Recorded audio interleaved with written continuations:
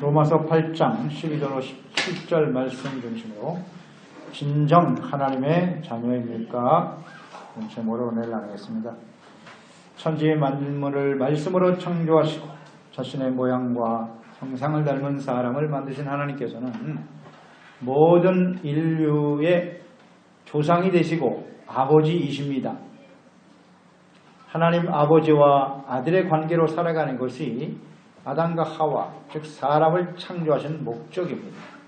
그러나 이 하나님의 말씀에 불순종하여 범죄한 결과 이 하나님과의 관계가 단절되었어요. 하나님을 아버지로 그 하나님 아버지의 보호하심과 인도하심 속에서 살아가는 그 아들의 삶을 버렸어요. 그 결과로 사망이 찾아오게 되고 욕심과 죄와 사탄의 종이 되어 살아갈 수밖에 없게 되었습니다. 이 하나님과의 관계를 회복시키기 위해서 하나님 아버지께서는 그 아들 예수 그리스도를 이 땅에 보내주신 것입니다. 사람의 몸을 가지고 찾아오신 예수님. 그 예수님은 항상 하나님을 아버지라고 부르셨어요. 고백하셨고 참된 하나님의 아들로 사셨습니다. 하나님의 아들이 어떤 사람인지 어떻게 살아가야 하는지를 예수님께서는 삶을 통해서 잘 보여주셨습니다.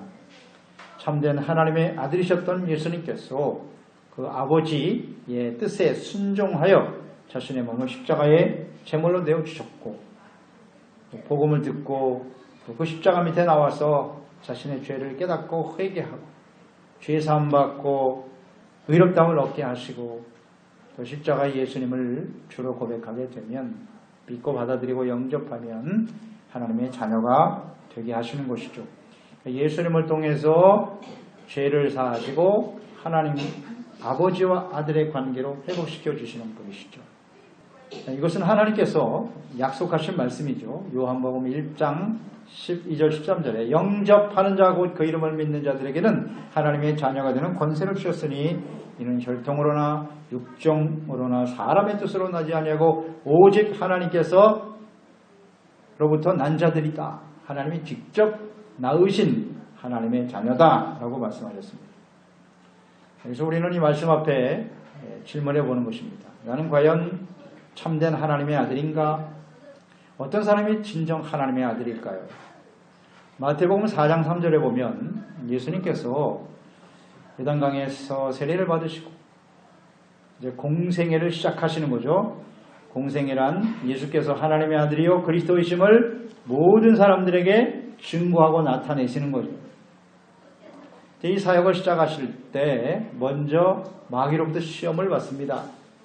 예수님께서 40일 동안 광야에서 금식하시면서 시험을 받는 장면이 나오죠. 그때 마태복음 4장 3절에 시험하는 자가 예수께 나와서 이르되 내가 만일 하나님의 아들이거든 명하여 이 돌들로 떡덩이가 되게 하라. 사탄이 예수께서 공생애를 시작하시기 전에 이런 시험을 한 것입니다. 내가 진정 하나님의 아들이라면 돌들로 떡덩이가 되게 하라. 이게 다시 바꿔서 말하면 만일 조건절이잖아요. 내가 이 돌을 떡으로 만들지 못한다면 너는 하나님의 아들이 아니야 라고 시험하는 거죠. 예수님께서는 분명 하나님의 아들이시죠. 하나님의 신성과 능력을 가지신 분이시기 때문에 얼마든지 이 돌을 가지고 떡을 만드실 수 있습니다. 하지만 예수님께서는 사탄의 이 주장과 시험대로 그 유혹에 넘어가지 않으셨어요. 뭐라고 말씀하셨냐면 신명기 8장 3절 말씀을 인용하셨죠. 너를 낮추시며 너를 줄이게 하시며 또 너로 알지 못하며 내 조상들도 알지 못하던 만나를 내게 먹이신 것은 사람이 떡으로만 사는 것이 아니요 여호와의 입으로 나오는 모든 말씀으로 사는 줄을 내가 알게 하려 하심이니라. 이 신명기 8장 3절 말씀을 가지고 사탄의 유혹을 이기셨습니다. 하나님의 아들이신 예수님께서는 돌을 떡으로 만들어서 사람들의 육체의 필요를 채우고 삶에 필요한 것을 채우기 위해서 오신 하나님의 아들이 아니라는 것입니다. 오직 여호와의 입으로 나오는 하나님의 말씀을 순종하는 이것이 참된 하나님의 아들이심을 이 사단의 유혹을 신명기 8장 말씀으로 대적하여 물리치심으로써 나타내신 것입니다. 하나님의 아들로 증거되기 위해서는 이런 좀 능력을 나타내야 되지 않겠습니까? 돌을 떡으로 만들어 사람들에게 채워주고 먹여준다면 다 모든 사람들이 존경하고 높일 거 아니겠어요? 예수님께서는 그것이 진정 하나님의 아들의 삶이 아니라는 것입니다. 이것을 아주 분명하게 말씀하셨습니다. 육체의 소욕만을 따라 살아가는 사람들이 아니라 영적인 필요, 하나님의 영원한 생명 양식을 추구하며 살아가는 사람들이 진정 하나님의 사람이다, 아들이다 라고 분명히 말씀해주고 계신 것입니다. 하나님의 아들이 어떤 사람인지를 잘 보여주셨어요. 육체의 필요가 아닌 하나님의 필요, 영적인 필요, 영원한 삶, 하나님의 말씀을 따라 살아가는 것이 진정한 하나님의 아들이다. 오늘날 한국에는 이 먹는 문화가 굉장히 발전되어 있죠. 그래서 TV 방송을 보면 뭐 먹는 방송으로 가득해요. 맛집은 또 어떻게 이렇게 많은지 말해요. 그러면 사람들은 또 그 맛집 찾아가서 그 한 끼 밥 먹어보겠다고 길을 길게 서가지고 이 더운 여름철에 말이죠. 몇 시간을 기다리고 서 있어. 하나님을 알지 못하는 사람들은 어쩔 수 없지만요. 그렇게 살아갈 수밖에 없잖아요. 저는 그런 모습을 보면서 느껴봐요. 우리가 그리스도인인데 하나님의 자녀인데 저 세상 사람들은 육체에 맛있는 거 하나 먹어보겠다고 저렇게 땀을 흘리면서 기다리고 있는데 우리는 영적인 양식을 추구하고 이것이 하나님의 자녀의 삶인 것을 확신하면서 살아간다면 하나님의 교회에 나와서 주님의 말씀을 일찌감치 나와서 기다리고 사모하면서 그 말씀을 정말 기다리고 듣고 있는가? 부끄럽더라고요. 진정 우리가 하나님의 아들일까요? 그 맛집을 찾아서는 그냥 온 동네에 그냥 다 돌아다니면서 말이죠. 하나님의 말씀을 듣고 하나님의 말씀을 깨닫는 일에는 관심이 없어. 이런 사람이 정말 하나님의 아들일까요? 예수님의 말씀을 통해서 우리가 깨닫게 되는 겁니다. 오늘 이 본문 말씀은요. 누가 참된 하나님의 아들인가를 잘 말씀해 주고 있습니다. 그 첫째는 육신에 속해 두고 가는 자가 아니라 성령으로 살아있는 사람이다. 죽은 사람이 아니라 살아있는 사람. 이게 하나님의 아들입니다.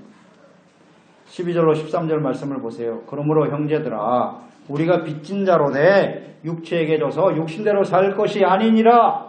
너희가 육신대로 살면 반드시 죽을 것이로되 육으로서 몸의 행실을 죽이면 살리니. 하나님의 아들들은 하나님으로부터 태어난 사람들이에요. 하나님이 직접 낳으신 사람들이에요. 하나님의 영이신 성령으로 거듭난 사람들이죠. 이것을 예수님께서는 요한복음 3장에 말씀하셨죠. 3절에 예수께서 대답하여 이르시되 진실로 진실로 너에게 이르노니 사람이 거듭나지 아니하면 하나님의 나라를 볼 수도 없고 들어갈 수도 없다 라고 말씀하셨어요. 진실로 진실로 너에게 이르노니 사람이 물과 성령으로 나지 아니하면 하나님의 나라에 들어갈 수 없느니라. 하나님의 나라는 어떤 사람이 들어가는 겁니까? 하나님의 아들들이 들어가는 거예요. 하나님의 아들이 아닌 사람들은 들어갈 수가 없어요.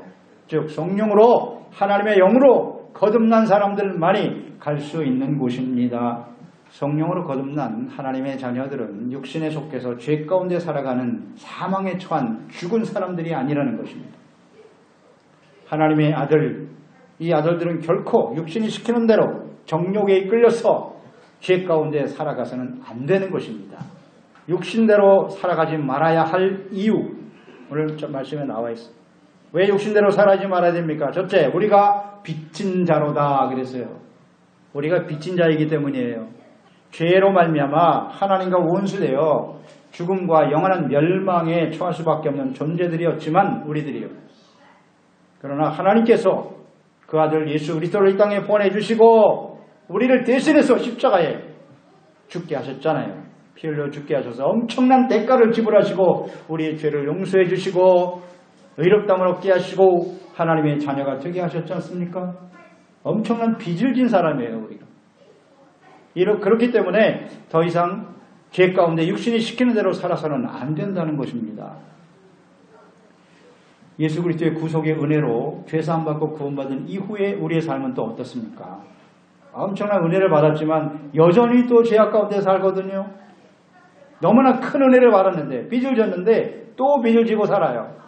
이것 때문에 탄식할 수밖에 없는 것이 우리의 모습인데 하나님께서는 또 우리에게 은혜를 주셨죠. 생명과 성령의 법이 죄와 사망의 법에서 우리를 자유케 하시고 해방시켜 주셨어요. 예수 그리스도의 십자가의 은혜로 사랑으로 빚을 지고 또 끊임없이 성령께서 우리 가운데 역사하셔서 우리를 자유케 하시는 빚을 지고 살아가는 사람들이에요. 그렇기 때문에 육신에 져서 죄악 가운데 사망에 처하는 삶이 되어서는 안 된다는 것입니다. 육신대로 살아가지 말아야 될 두 번째 이유가 있어요. 그것은 육신대로 살면 죄를 짓고 살아가면 반드시 죽기 때문이에요. 그래서 육신대로 살면 안 되는 거예요. 예수님의 구속의 은혜와 사랑으로 구원받은 그리스도인들이라고 할지라도 육신대로 계속 죄악 가운데 살면 반드시 죽음에 이르게 된다는 말씀 아닙니까? 이 말씀이 지금 불신자들에게 하는 말씀이 아닙니다. 예수 그리스도를 믿고 구원받은 믿음으로 의롭다함을 얻게 얻은 하나님의 자녀들에게 하신 말씀이죠. 지금 로마서의 핵심 주제가 뭐예요? 믿음으로 의롭다함을 얻은 사람들이에요. 그런 사람들이라도 육신대로 살면 반드시 죽음에 이르게 된다. 구약 성경에 오면 이런 내용들로 가득하죠. 애굽에서 나온 이스라엘 백성들 가나안 땅을 향해 가고 있었지만 광야에서 불순종하다가 육신대로 살다가 무엇을 먹을까 입을까 마실까만 가지고 불평원망하다가 여호수아와 갈렙 빼놓고 다 죽었어요. 이렇게 거룩함을 상실하고 육신대로 살면 죽는다는 거예요. 이건 뭐 역사에 잘 나와 있어요. 이스라엘 또 남유다가 어떻게 해서 멸망당했는지 그 멸망의 원인은 간단합니다. 끊임없는 우상숭배, 하나님의 말씀을 버리고 그저 육체가 시키는 대로 자기를 위하여 살다가 멸망당한 거예요. 하나님의 백성이라도 그리스도인들이라도 육신대로 살면 반드시 죽습니다. 이것이 성경의 가르침이에요. 그래서 오늘 말씀하잖아요. 영으로서 몸의 행실을 죽여라. 그러면 산다는 거 아니에요. 하나님의 아들들은 그냥 몸의 행실대로 살다가 죽을 사람들이 아니라 영으로서 이것을 이기고 승리하며 살아가야 한다. 자, 몸의 행실은 무엇일까요? 몸의 행실은 육체의 욕심이죠. 육신에 속해서 육체의 정욕이 시키는 대로 살아가는 거예요. 이끌려 범죄하며 살아가는 것, 그게 몸의 행실이죠. 몸의 행실을 어떻게 죽일 수 있다고요? 성령이죠. 영으로서. 그랬으니까 성령님의 인도하심을 따라, 잘 보세요. 어떻게 몸의 행실을 죽일 수 있는지. 성령의 인도하심을 따라 하나님의 말씀을 듣고 묵상하고 죄를 깨닫고 회개하고 버려야 돼요. 이거 구체적으로 잘 알고 있어야 됩니다. 어렵지 않아요. 사실은 몸의 행실, 육체의 소욕을 우리 스스로 절제하고 다스릴 수 있는 능력이 없어요. 이걸 인정해야 돼요. 그게 겸손이에요. 그래서 하나님의 성령의 도우심을 받는 거예요. 그래서 성령 충만하면, 그럼 성령 충만하면 어떻게 되는 건데, 하나님의 말씀을 듣고 죄를 깨닫고 회개하면 사는 거예요. 회개할 때 우리는 용서받고 그 사망에서 벗어날 수 있습니다. 성령은 끊임없이 하나님의 말씀에 굴복하게 하시는 거예요. 근데 이런 일들이 단번에 이루어지지 않아요. 우리는 계속해서 성령의 도우심과 역사하심이 필요합니다. 그래서 성령의 인도하심을 따라 육체의 정욕을 절제하여 버리고, 일단 버리는 거예요. 이렇게 살아가는 사람이 영으로서 몸의 행실을 죽이는 사람이요, 이런 사람이고 살아있는 하나님의 아들입니다. 두 번째, 성령의 인도하심을 따라 하나님을 아버지로 믿고 섬기는 사람들이 하나님의 아들이에요. 성령의 인도하심을 따라 14절 말씀 보세요. 무릇 하나님의 영으로 인도함을 받는 사람은 곧 하나님의 아들이다. 하나님의 아들은 성령으로 인도하심을 받는 사람들이라는 거예요. 성령으로 인도하심을 받지 않는 사람은 하나님의 아들이 아니에요. 당연하죠. 하나님의 영이 뭔지도 모르고 성령으로 거듭나지 않은 사람이 성령의 인도하심을 따를 수 있겠어요? 그러니까 성령의 인도하심을 받지 못한다는 것은 곧 선행절에서 말씀처럼 몸의 행실대로 그냥 사는 거예요. 육신이 시킨 대로 그냥 사는 거예요. 그 하나님의 아들이야. 여기서 우리는 성령의 하나님의 영으로 인도함을 받는 사람이다 그랬는데, 이 인도한다는 뜻이 뭔가를 우린 잘 알아야 돼요. 성령으로 인도함을 받는다. 이 인도한다라고 하는 그 헬라 원어의 의미는 두 가지 의미가 있는데, 하나는 이끌어간다는 의미가 있어요. 옮긴다라고 하는 의미를 갖고 있어요. 그러니까 성령님께서는 육신을 따라 범죄하며 사망에 처한 사람들을 사망에서 이렇게 생명으로 옮겨주시는 거예요. 죄악된 길에서 의의 길로 옮겨주시는 거예요. 길을 바꾸게 해주시는 거예요. 이것을 우리는 회개라고 하지 않습니까? 이 일을 하시는 분, 이 분이 바로 성령님이시다. 그러니까 성령님께서는 깨우쳐 주시잖아요. 이렇게 말씀을 깨닫게 하시고 깨우쳐 주시고 올바른 선택을 하게 하시는 거예요. 지혜를 주시는 거예요. 분별력을 주시는 거예요. 이게 성령께서 인도하시는 삶이죠. 자, 그러면 우리는 생각해 보죠. 성령님께서 하나님의 자녀들을 어디로 인도하실까요? 어디로 인도해 주시는가? 요한복음 16장 13절이죠. 그러나 진리의 성령이 오시면, 예수께서 약속하신 거예요. 그가 너희를 모든 진리 가운데로 인도하시리니 그가 스스로 말하지 않고 오직 들은 것을 말하며 장래일을 너에게 알리시리라. 어디로 인도하신다고요? 진리 가운데로 인도하신다는 거예요. 진리는 무엇입니까? 하나님의 말씀이 진리입니다. 요한복음 17장 17절 요 1717 그들을 진리로 거룩하게 하옵소서. 하나님의 말씀은 진리니이다. 거룩하게 하시옵소서 기도하셨어요. 성도들 그리스도인들을 어떻게 거룩하게 하신다고요? 무엇으로? 진리로. 진리는 하나님의 말씀이에요.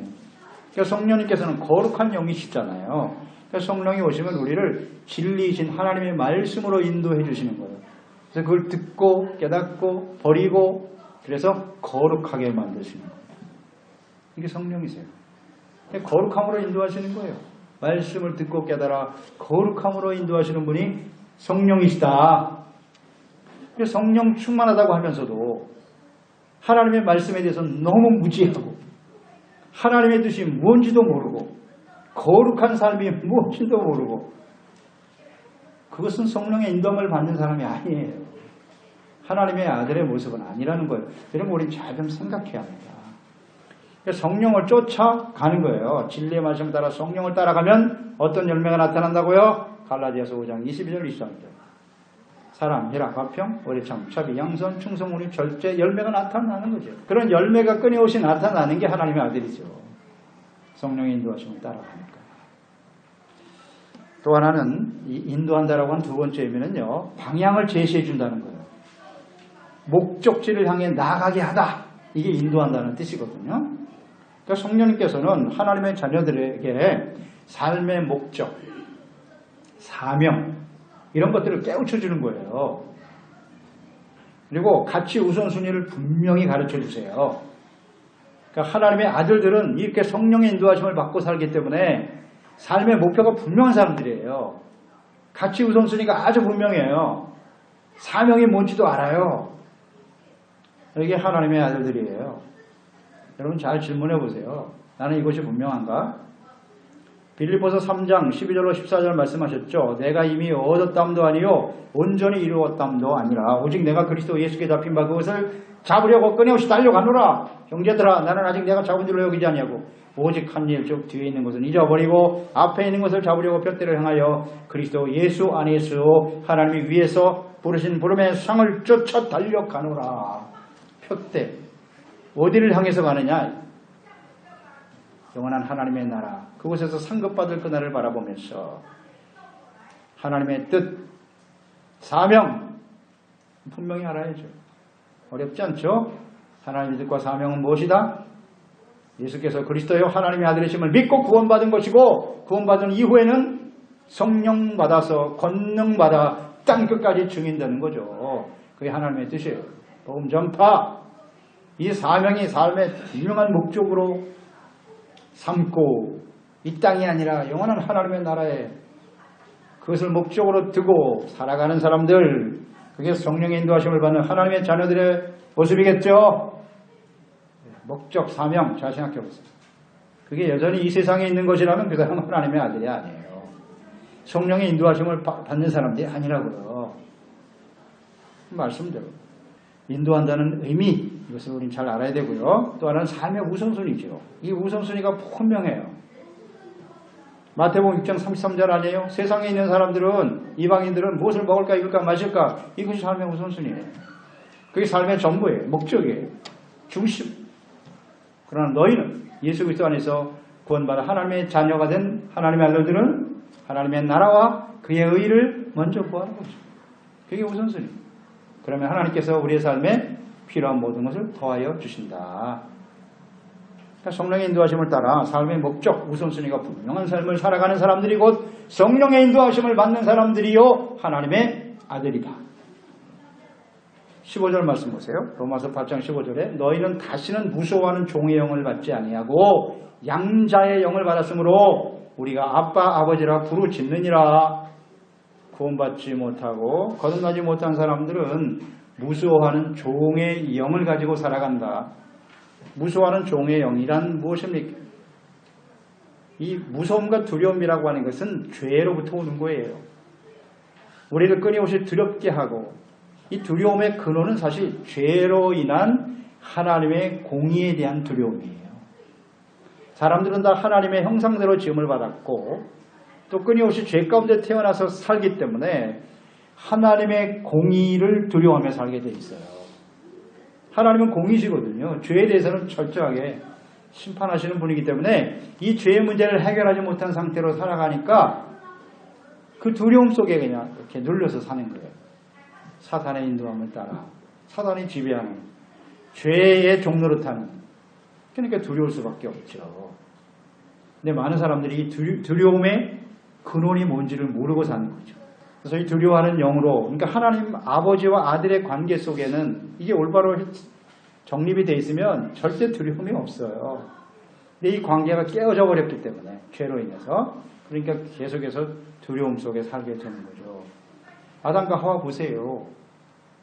선악을 알게 하는 나무의 열매 따먹으면 죽는다 그랬잖아요. 범죄한 이후에 나타난 현상이 뭐다? 하나님을 두려워해요. 숨잖아요. 죄 때문에 다가오는 게 두려움이에요. 이런 영을 받아서 끊임없이 살아갈 수밖에 없다는 거예요. 근데 더 이상 이제 그런 무서워하는 영이 아니라 두려움 속에 살아갈 필요가 없다는 거예요. 하나님의 아들들은. 두려움 속에 살아가는 중요한 이유, 하나님과의 관계가 단절이라고 그랬는데 요한 1서죠. 4장 18절에 보면 이런 말씀 있죠. 사랑 안에 두려움이 없고 온전한 사랑이 두려움을 내쫓나니 두려움에는 형벌이 있음이라. 두려워하는 자는 사랑 안에서 온전히 이루지 못하였느니라. 하나님 아버지와 자녀, 하나님의 사랑을 받는 아들과 자녀의 관계 속에서 사는 사람은 절대 두려움이 없어요. 그런 말씀이잖아요. 그런데 두려움이 있다는 얘기는 하나님과의 이 사랑의 관계가 온전하지 못하다는 거죠. 그리고 중요한 것은 그 두려움 속에는 반드시 형벌이 따라온다는 거예요. 당연하죠. 죄로 인해서 다가오는 두려움, 그 죄에 대한 하나님의 공의는 반드시 나타나죠. 이제 우리는 이런 속에서 살 필요가 없다는 거예요. 두려움은 누구나 다 갖고 있어요. 하나님을 떠나서 죄 가운데 사는 사람은 그냥 자신이 호기롭게 나는 죽어도 좋아 이렇게 살다가 호기롭게 말하겠으나 그 마음속에 두려움은 숨길 수가 없죠.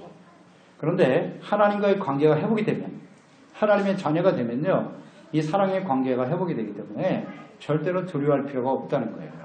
그래서 그 하나님을 양자의 영이자, 양자라고 하는 것은 하나님이 우리를 자녀로 삼으셨다는 게 법적 용어거든요.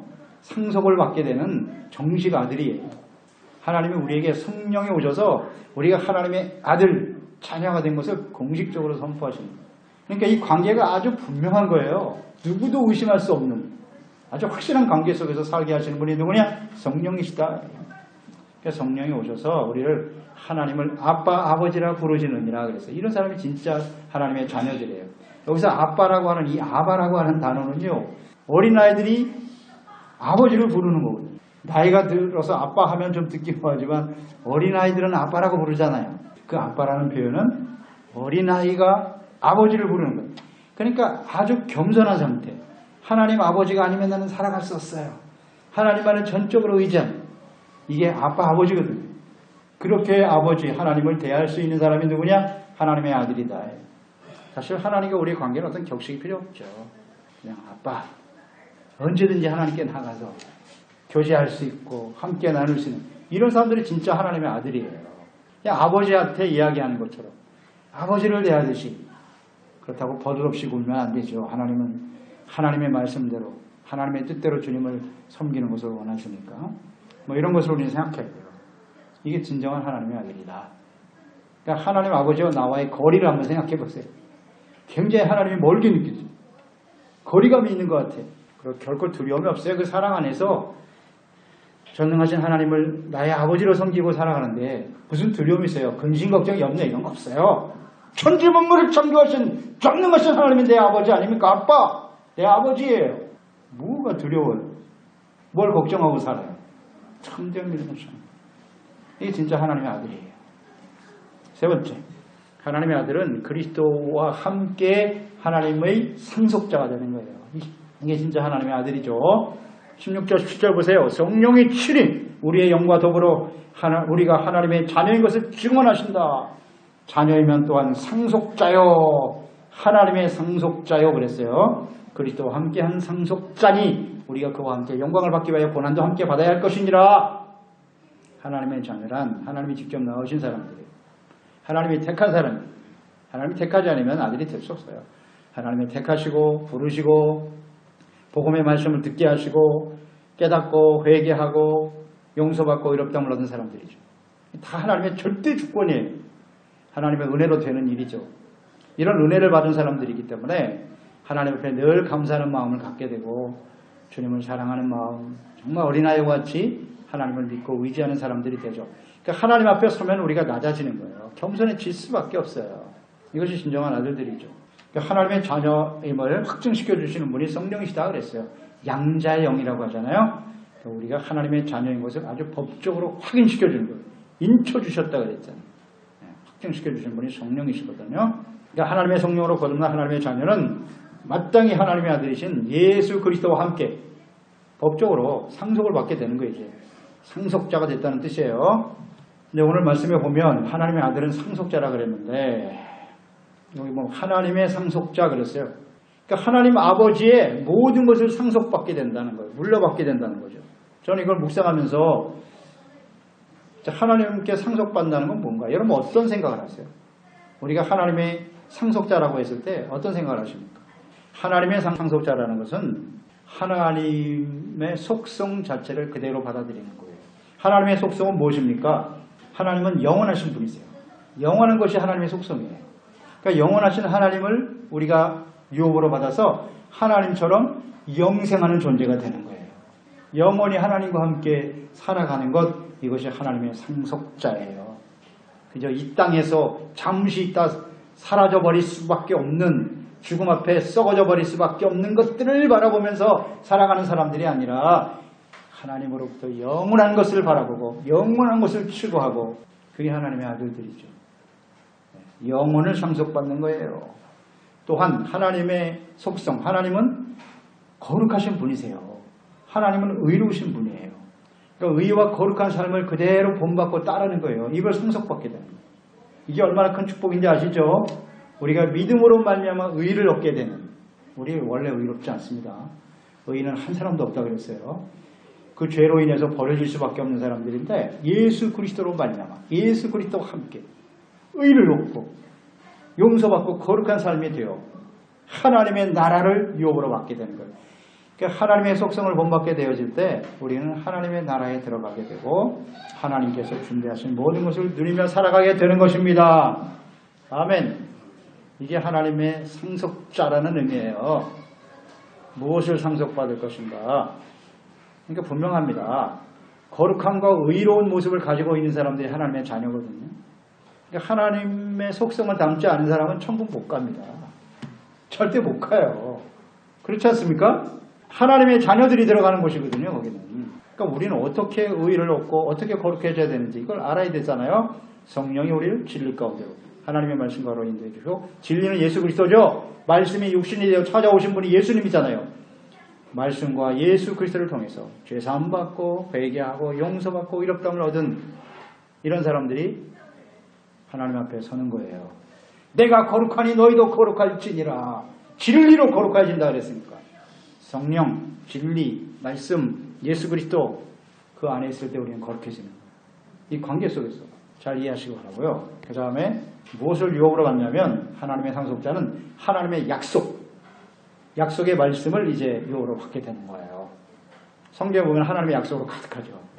하나님의 거룩한 자녀와 백성으로 살면 우리 삶에 필요한 모든 것을 더해 주시겠다고 약속하셨어요. 정말 이 땅에 우리가 살아가면서 필요한 그 모든 필요들, 재물도 주시고 건강도 주시고 이것도 하나님의 약속이에요. 이것을 우리는 상속받게 된다. 그러나 이것이 이 하나님의 언약 약속은 그냥 이 땅에서 유한한 것이 아니라 영원한 삶으로 이어지는 하나님의 나라의 거룩한 나라의 백성으로 이어지는 것이다 하는 걸 우리는 생각하게 되는 거죠. 가장 큰 축복은 하여튼 믿음으로 의롭다함을 얻는 축복이에요. 그리고 또 하나 하나님의 상속자는 무엇을 상속받는 거냐면 하나님의 영광을 상속받게 됩니다. 하나님의 영광스러운 분이십니다. 하나님만이 영광스럽습니다. 세상에는 영광이 없어요. 사람들에게는 이런 영광이 없습니다. 오직 하나님만 영광스러우신 분입니다. 그러니까 예수님께서 십자가에서 죽으시고 부활하심으로써 하나님의 영광을 나타내셨죠. 이 땅에 사는 동안에도 예수께서 수많은 기사와 이적을 행하심으로써 이 예수는 평범한 사람이 아니라 하나님이라는 사실을 많은 사람들이 알게 했죠. 그러니까 하나님이심을 보이는 게 그게 영광이에요. 하나님이 그와 함께 하시는구나. 사람이 하는 일이 아니라 하나님이 하시는구나. 이게 하나님의 영광이잖아요. 이런 영광을 상속받게 돼요. 예수님은 이 땅에 계시는 동안 죄가 없으셨어요. 의의 삶, 빛된 삶, 그게 하나님의 영광이라고 하셨죠. 너의 착한 행실을 사람들 앞에 보여 하나님 아버지께 영광을 돌리게 하라. 빛된 삶은 의의 삶, 거룩한 삶. 예수는 확실하게 보여주셨어요. 우리 그리스도인들도 마찬가지. 이런 영광을 상속받게 되는 의와 거룩한 삶으로 빛된 삶으로 나타날 것이고, 하여튼 중요한 것은 영광이라는 것은 하나님이 함께 하신다는 거예요. 함께 하신 하나님의 인도하심을 따라 살아가는 삶, 이것이 영광임을 확신하고 그 영광을 상속받게 됨으로써 영원한 영광에 참여하게 되는 것이죠. 예수님께서는요, 이 땅에 십자가 지기 위해서 오셨죠. 그런데 그 십자가 지고 고난당하는 것을 예수님은 영광이라고 말씀하셨어요. 요한복음 12장 23절 24절에 예수께서 대답하여 이르시되 인자가 영광을 얻을 때가 되었다. 내가 진실로 너에게 이르노니 한 알이 미리 땅에 떨어져 죽지 아니하면 하나 그대로 있고 죽으면 많은 열매를 맺느니라. 십자가 지실 때를 영광의 때라고 말씀하셨어요. 예수님은 십자가 지는 것이 영광이라고 확신하고 계셨어요. 이런 영광을 상속받는 거예요. 이게 하나님의 아들들입니다. 세상에서 출세하고 뭐 대단한 사람이 돼야 영광을 얻는 게 아니고, 늘 말씀드리지만 그런 사람들은 하나님 믿지 않는 사람들 중에도 많아요. 우린 그것을 영광이라고 말하지 않아요. 예수 그리스도와 함께 십자가를 지고 그것을 영광으로 여기고, 왜냐하면 그것을 통해서 수많은 사람들이 죄사함받고 의롭다함을 얻고 생명과 구원을 얻을 수 있기 때문에, 하나님의 뜻을 이룰 수 있기 때문에 이것이 영광이다. 여기에 초점을 가지고 그 영광을 상속받고 하나님과 함께 살아가는 사람이 곧 하나님의 아들이다. 오늘 말씀에 나와 있잖아요. 우리가 후사로서 하나님의 나라 영광, 그 영광은 결국 하나님 앞에 서게 되는 거예요. 천국에서 영원한 하나님의 나라와 함께, 하나님 나라에서 하나님과 함께 살아 하나님의 영광에 참여하는 것, 이게 영광을 상속받는 것이죠. 이건 아주 분명한데요. 이것이 진정한 하나님의 자녀인데, 그런 사람들은 이 땅에 살아가는 동안 십자가를 지고 주님을 따르는 것을 정말 소중하게 생각할 줄 아는 그런 사람들이 하나님의 자녀들이 아니겠습니까? 잘 묵상해 보세요. 나는 정말 하나님의 자녀인가? 아들들인가? 그래서 하나님의 아들은 죽은 사람이 아니라 살아있는 사람, 성령으로서 몸의 행실을 죽이고 성령의 인도하심을 따라 정말 겸손한 마음으로 거룩하신 하나님 아버지를 닮아가고 그 하나님 아버지를 소중하게 여기고 주님과의 교제와 관계를 귀하게 여길 줄 아며 예배하며 섬기는 사람들, 하나님의 아들, 그리고 그 하나님을 닮아가는 거죠. 속성, 주님께서 주신 그 약속들, 거룩함과 의로 영원한 하나님의 나라, 이것을 그대로 이어받고 상속받아 결국 하나님의 나라에서 영광스러운 모습으로 서게 될 그날을 확신하면서 믿음과 소망 가운데 살아가는 사람들이 하나님의 아들입니다. 자녀입니다.